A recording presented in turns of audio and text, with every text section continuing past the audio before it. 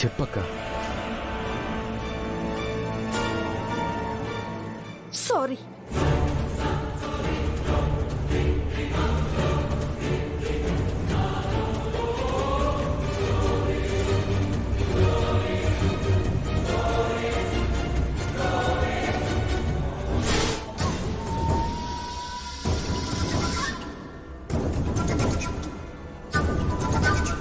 మన కళ్ళ ముందే కనికట్టు జరిగినట్టుగా ఉంది.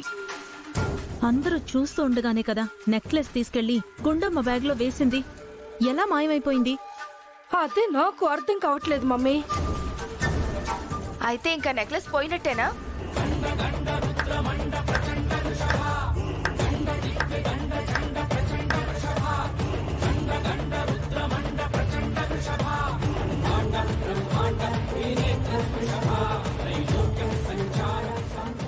ఏంటి, మోసం గెలవలేదు, మీరు అనుకున్న పని జరగలేదు అని డిసప్పాయింట్ అయ్యారా?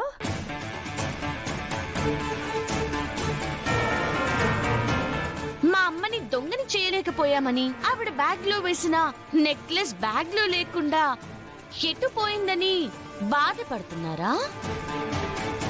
నెక్లెస్ ఏంటి, ఈవిడ పెద్దమ్మ బ్యాగ్ లో వేయడం ఏంటి? నువ్వేమైనా చూసావా?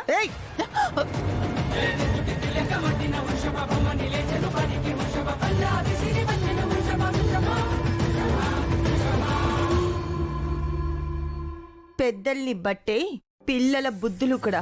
ఇవాళ నీ పుట్టినరోజు అని నీ కంట కన్నీరు పెట్టించడం ఇష్టం లేక ఆగిపోయాను. లేకపోతేనా నీ చెంప చెల్లుమనిపించేదాన్ని. నువ్వు చూసావా అని అడుగుతున్నావు. నీకు తెలుసా?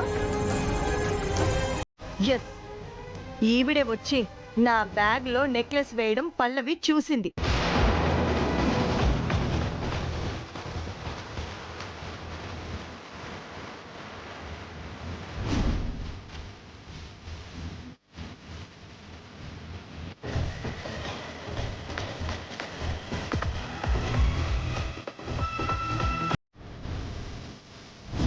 ఆ తర్వాత తన బ్యాగ్ లో నుంచి నెక్లెస్ తీసింది నేను. నువ్వేంటిక్కడ? గుడికొచ్చాను మమ్మీ. ఎంతసేపు అయింది నువ్వు వచ్చి? అబ్బో, చాలాసేపు అయింది. 100 గుంజీలు అయ్యాయి, 10 ప్రదక్షిణలు కూడా అయ్యాయి. మావయ్య, గుంజీలు ఎందుకు తీసావు? నా మనసులో నాటిన విత్తనం మొలకెత్తింది అల్లుడు. అది మొక్కై పూలు పూసి త్వరగా కాయలు కాయాలరా. రేయ్, నువ్వేం చెప్తున్నావో మా ఎవ్వరికి ఏమీ అర్థం కావట్లేదురా. అదే మంచిది. ఏరా, గుడికొచ్చిన వాడివి మా దగ్గరికి రావచ్చు కదా. వచ్చాను కదా మమ్మీ. వెళ్ళిపోయేటప్పుడా? అక్క, నీ నెక్లెస్ ఇందాక పోయిందన్నావు కదా, ఇది ఇప్పుడు ఉంది కదా. అంటే ఇందాక పోయింది, ఇప్పుడే అక్కడ దొరికింది. రేయ్, వెళ్దాం పదండి.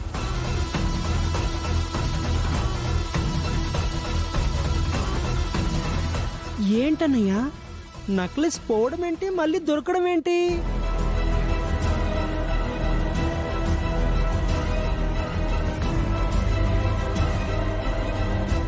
అమ్మా, అన్యాయంగా ఆవిడ మీద నిందలు వేశారా? ఇది మమ్మీ మన అక్కయ్య కావాలని చేసిన పని అన్నయ్య. వాళ్ళు ఎందుకు అలా చేస్తారా? సరే, నువ్వు త్వరగా వచ్చి.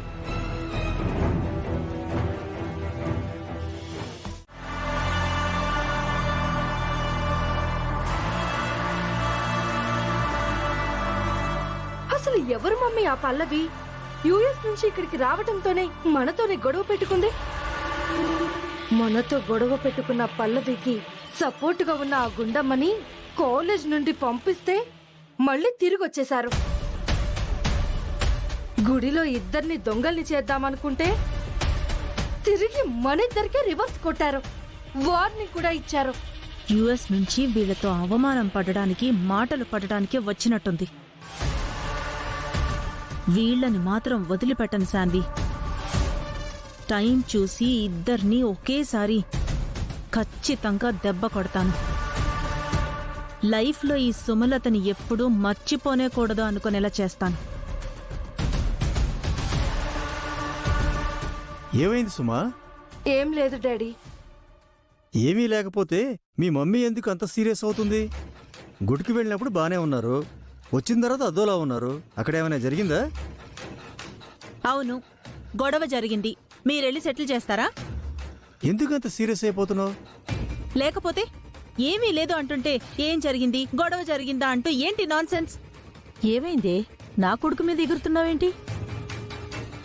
ఏమైంది మమ్మీ? ఏం లేదురా. ఏమీ లేదని చెప్పడంలోనే ఏదో ఉన్నట్టు అర్థమవుతుంది. అవును, గుడికి వెళ్ళేటప్పుడు కూల్గానే ఉన్నారు, ఇంటికి వచ్చినప్పటి నుంచి ఏదో ఇరిటేషన్, కోపంగా ఉన్నారు. ఏమైంది? ఏంట్రా, ఏం లేదు అంటుంటే అర్థం కాదా? కూల్గా ఉండాల్సిన వాళ్ళు కోపంగా ఉండి నార్మల్గా మాట్లాడితే సరిపోయేదానికి ఇరిటేట్ అవుతుంటే అందరికీ డౌట్ వస్తుంది. ఎవరినో మనం ఇరికించాలని ప్లాన్ చేస్తే తిరిగి మన ప్లాన్ మనకి రివర్స్ కొట్టి వాళ్ళు తిరిగి మనకు వార్నింగ్ ఇస్తే ఎలా ఉంటుందో మీ రియాక్షన్స్ అలా ఉన్నాయి. అయినా ఎవరికైనా గుడికెళ్తే ప్రశాంతత వస్తుంది, మరి నీకెందుకు కోపం వస్తుంది? అయితే గుళ్ళో ఏదో ఖచ్చితంగా జరిగింది, మాకు చెప్పడానికేంటి? ఏం చెప్పాలి? నువ్వు ఆగు.